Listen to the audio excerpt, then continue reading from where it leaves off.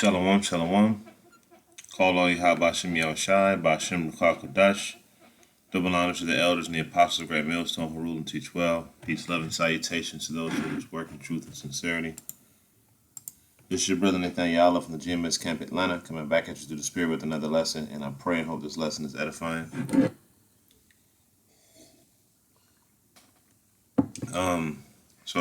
Brother had posted this video in chat, and it's showing that, people are just not having any mercy whatsoever, and that's because we live in a wicked society, and as things progress in this world, in America and Babylon, things are going to get much worse. And you're seeing the beginnings of this, the sorrow. So I'm gonna start off with a quick precept. I'm gonna go to the book of Matthew.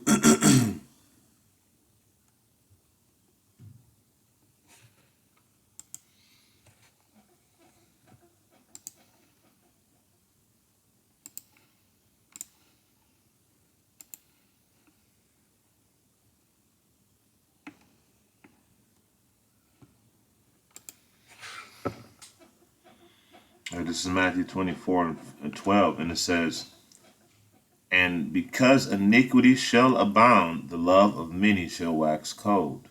Okay?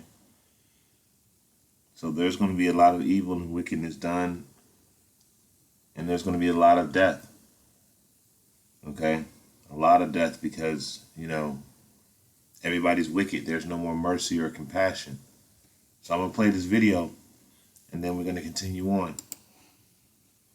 We just had the third incident in a week of people being shot for accidentally going to the wrong place. This time it's two high school cheerleaders mistaking their car in a parking lot for another, with one having to be airlifted to the hospital. It happened around 12:15 a.m. yesterday morning in the parking lot of HEB in Elgin, Texas. Four girls who usually carpool together, making a 360-mile round trip for practice several times a week, went back to the parking lot to get their own cars. It is believed, and captured on surveillance footage, that one of the girls, Heather Roth, opened the door of a car she thought was hers when she saw 25-year-old Pedro Telo Rodriguez Jr. sitting in the passenger seat. Roth, quickly realizing, retreated back to the original car. Rodriguez then got out and approached the girl's car. Roth then rolled down her window to apologize, but seeing Rodriguez had a gun, they started to drive away, with Rodriguez opening fire. The suspect fired 5 times, with an HEB manager witnessing the altercation. While Roth was grazed by a bullet, Peyton Washington was shot in the leg and back. Washington is currently in the ICU, with multiple organs being damaged and having her spleen removed. She also has multiple surgeries ahead. This is the third incident in a week. Ralph Yarl was shot by 84-year-old Andrew Lester after ringing the doorbell of the wrong house when he went to pick up his twin brothers. And in the same week, 65-year-old Kevin Monahan shot 20-year-old Kaylin Gillis to death after she turned into the wrong driveway. The suspect in the cheerleader case has been arrested and is facing third-degree felony count of deadly conduct. And a GoFundMe has been set up for Peyton Washington to help cover medical expenses. Here's the cover page, and I'll put a link on my IG. This is the product of a wicked society, man. This is a product of a demoralized, wicked society because of iniquity, because iniquity. But that just shows you the times that we're in. We are in a time where the game is up. Okay, all debts are being called in. Okay, that's just about where we are, and depending on what side that you're on, that depends. That's going to make all the difference, because if you've been one, if you're one that's not, and we're not saying that we're the elect, we dare not make ourselves that number, but.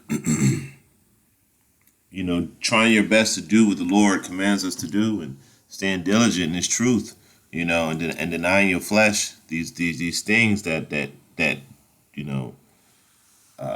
these niceties that the world offers for something bigger, that's coming on the other side, So a lot of Jake in this world are willing to do those things that are inconvenient and wicked to try to get a bag, but that spreads this iniquity. Okay, that spreads this evil, and this just shows you the times that we're in, and for sure that we're in the end. I mean, there's no ifs, ands, buts about it. The end of Esau's age is at hand. Okay, This is 2 Ezra 2:9. It says, He answered me and said, measure thou the time diligently in itself, and when thou seest part of the signs past, which I have told thee before, then thou shalt understand that it is the very same time wherein the highest will begin to visit the world which he made. Okay, now what are those things that you're going to be able to see that are going to prove that the Lord is visiting this place? Well, one, therefore, verse 3, therefore, when there shall be seen earthquakes and uproars of the people in the world. So we see that all over the world there's uproars. You name a place, there's an uproar. Okay, earthquakes are happening in great veracity in different parts of the world like we've never seen. Okay, and then iniquity shall abound. Iniquity is abounding. The love of many is waxing cold. Why? Because we're in a wicked society that needs to be destroyed. And it is being destroyed. The Heavenly Father is about to put an end to this place. Okay? It says, verse 4, then thou shalt understand that the Most High spake of those things from the days that were before the end, even from the beginning. So the Most High, he told us about these things from the beginning, that these things were going to happen. And now they're happening. Though it tarry, wait for it will not tarry. Okay? It's coming. It's here. All right? So we're going to skip over to the 15th chapter. We go to the 15th verse. Because this is the beginning stage of this. I'm going to start at verse 14. It says, Woe to the world and them that dwell in, and them that dwell therein. You see? Because there's going to be a great famine. Now, if you read from, I'm not going to read it, but if you read 11, I'll just read it. This is verse 12 of 2 Ezra 15:12. It says, Egypt shall mourn, and the foundations of it shall be smitten with the plague and punishment that Yahweh shall bring upon it. Okay, so Babylon the Great is the modern day Egypt. Okay, it's spiritually Sodom and Gomorrah. All right. So Egypt is mourning right now because Yahweh is punishing this place. They that till the ground shall mourn, for their seed shall fail through the blasting and the hail with the fearful consolation. So there's going to be very bad food shortages, which are actually happening. And when you couple that with inflation, you got Habakkuk the 2nd chapter. Woe to them that thick clay, right, which goes into debt. Okay. So you're going to have hyperinflation on top of food shortages, which the food shortages and the hyperinflation are already here. They are here already. Okay. And it says, they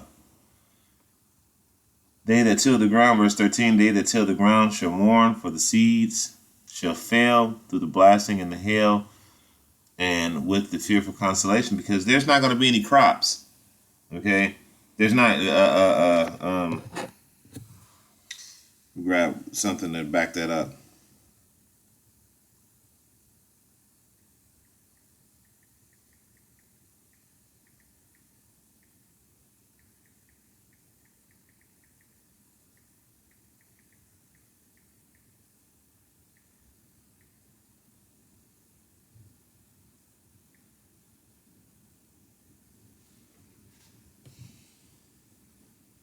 All right, so we'll come back to that. So we're going to go to 2 Ezra 6 and 22. Just read that real quick. And it says, And suddenly the sown places appear unsown. The full storehouses shall suddenly be found empty. Okay? So there's going to be a great famine in America. Now, if people are getting into wrong cars and getting shot, if people are ringing wrong doorbells and getting shot, if people are just turning into the wrong driveway and getting shot, just imagine when there's no food. Just imagine how bad it's going to be when they finally announce, okay, gas prices are too high for us to put shipments of food on the shelf for you to eat. Imagine how bad it's going to be. And gas prices are going up, and they're not coming back down this time. Okay? So just imagine what's going to happen when all the sown places appear unsown. All of the fruitful places are now unfruitful. Imagine that. The storehouses are empty. And we just read in the 15th chapter that they're not going to have any crops. And that's already been happening throughout throughout America. You know, it's already been happening. And then you, with all of the destruction of the food processing plants, you know, the chickens, billions of chicken eggs, millions of laying hens are dying, millions of eggs, you know, and all these different plants all across the country are being burned up, and at the same time you're getting a flood of this meat that's being put into these supermarkets by Kill Gates, for a very cheap price in the Jake neighborhoods. But you know, that's a different lesson for a different day. But that's actually happening. Okay. So yeah. So this there's going to be a great famine. Verse 23, and it says, and a trumpet shall give a sound, which when every man hear it, they should be afraid. They should be suddenly afraid, because you're going to hear that siren when those thermonuclear missiles drop. You're going to hear that siren when they tell us that we're being attacked. Okay? You're going to see that. All right? And it says, at that time shall friends fight one against another like enemies, and the earth shall stand in fear with those that dwell therein. And the springs of the fountains shall stand still, and in 3 hours they shall not run. So there ain't going to be no water. Okay? There's not going to be any water. So there's not going to be any food and water. And there's not going to be any food or water. And there's going to be plagues. Okay? And then you're going to have men running around trying to rob, rape, and murder everybody. Okay? The only way that you're going to actually get out of this is if the Lord is with you, man. That's it. I mean, how? This devil has got everything covered on all sides, man. So the only way is if you got the cheat code, which is Yahweh Shem Yahweh Shai. All right, so going back to the 15th chapter, right? And we're going to go down to the 15th verse. And it says, 14th again, 14, it says, so we ended off on 13, so I'm going to go to 14. It says, woe to the world and them that dwell in, for the sword and their destruction draweth nigh, and one people shall stand and stand up to fight against another, and swords in their hands. For there should be sedition among men, and invading one another. They shall not regard their kings nor princes, and the course of their actions shall stand in their power. A man shall desire to go into a city and shall not be able. Verse 18, for because of their pride. Now look, this is crazy because, for years you had the men of the Lord, right, that have been out on the highways and the byways, that have been pushing this, right, telling you what's about to happen, telling you the judgment of America. But even still, outside of the men of the Lord, you have other people like economists and different people of different nature that have been telling the American public, hey, this collapse is coming. But moreover than them, the men of the Lord. Now, the men of the Lord are outside of their normal scope of things. But those people that are like whistleblowers and things of that nature that are telling the American people, the Babylonians, that these things are about to happen, Jake still ain't taking heed. Okay? Jake still ain't taking heed. All right? So that's all pride, because you think it's not going to happen because it has not happened. All right? Everyone thinks that, just because it hasn't happened yet, it's not going to happen. Just because it hasn't happened to you, but it happened to somebody else, it's not going to happen. Boy, I mean, man, y'all need to get out of here with that. It can and it will happen. It's going to happen. So your pride is causing you not to see the forest from the trees, right? So that's why it says, because of their pride, the city shall be troubled, the houses shall be destroyed, and men shall be afraid, because you have allowed your ego and your pride to put your mind in a position to where you won't address certain things that need to be addressed. And now they spiral out of your control, and there's nothing you can do about it. When you had an opportunity, it's like a scratch, right? Now, if you get a normal scratch and you bandage it up, right, and you treat it properly, you know, it'll heal up with no problem. But then you may get that person that get a scratch and say, "Oh, it's just a scratch." Okay, say for instance you got scratched by a cat. You got two people that got scratched by a cat. The one person cleaned it, dressed it, you know, and cleaned it, dressed it, and covered it, you know, like he was supposed to. And the other person said it's just a scratch and never really paid it no mind.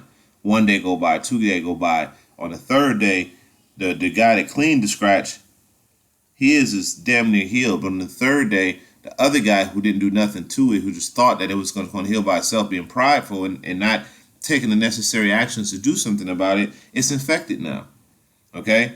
And it's infected to the point to where, you know, it's festering. Okay?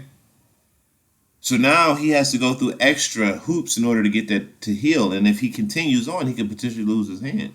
Well, see, this is what happened with Babylon and these different cities. Not only did y'all allow it to fester, but y'all relished in the festering. Y'all relished in the decay and the immorality. Y'all thought it was something that, you know, something to be held. You know, being able to sleep with another man's wife without no consequence. Being a LGBTQ plus, you know, being adulterous, being covetous. You know, all those things, eating abominable shit that's completely going off against the Heavenly Father's law, statutes, and commandments. Those things that were given to us to give us life, right? So you just cast those off, right? And you've been casting them off for such a long time that the wound has been festering. Now it's past the point of infection, and you just got to cut it off completely, all right? Which is going into destruction. It says, "For because of their pride, the city shall be troubled, the houses shall be destroyed, and men shall be afraid. A man shall have no pity upon his neighbor, but shall destroy the house with the sword and spoil their goods because of the lack of bread and for great tribulation." Watching people getting shot from getting in the wrong cars. I mean, you can't tell me that's not the beginning of something bigger. You know what I'm saying? That's the beginning of something bigger. If you're killing people because they accidentally got into the wrong vehicle and they legitimately didn't mean you any harm, you know, I've actually done that before in the past. You know, attempted. I didn't actually get into the car, but I went and I was about to pull the handle and I looked up and said, "Oh wait, this ain't my car." They make cars that look exactly like you know. You go and there'll be a car, same year model, same color, same body style, same brand, same manufacturer, all that stuff, and they could be parked right next to each other. And because you know we're human, you may forget exactly which spot it was in. You know? But we live in a society where everybody's afraid, everybody's jumpy, everybody no because at any given time, at any given moment, you know, you can be destroyed. You know, anytime you turn a corner, somebody like last night I was out Ubering and it was just like 6 Jakes. I was coming up off the expressway at about 12:30 at night, and 6 Jakes off the exit ramp just walked around my car. You know, at 12:30 at night, off the expressway's ramp. So that's a scary sight right there. You know, I'd be like, what's going on here? You know what I'm saying? Because it's 12:30 at night. You got 6 Jakes. They could be up to no good, and they're walking around your car, right? So everybody's antsy, everybody's jumpy because you never know. And as things progress and as things get worse, there's going to be more and more of this wickedness, more and more of this evil, more and more of these things are going to happen. You know what I'm saying? So get ready, man. Get ready. Hey, Joe Beasley been talking about a dark winter. Well, I think it's coming, man. I think last winter wasn't it, but I think this winter is going to be a dark winter. This is going to be very bad going into the summer, okay? Because gas prices are about to shoot up, you know, like crazy, and food prices are about to shoot up like crazy, and tens and thousands of people, hundreds of thousands of people are getting laid off. There's not going to be any bread, all right? So get ready, man. Great death is coming. Mass death is coming. So with that, I pray this was edifying. Until next time I say shalom.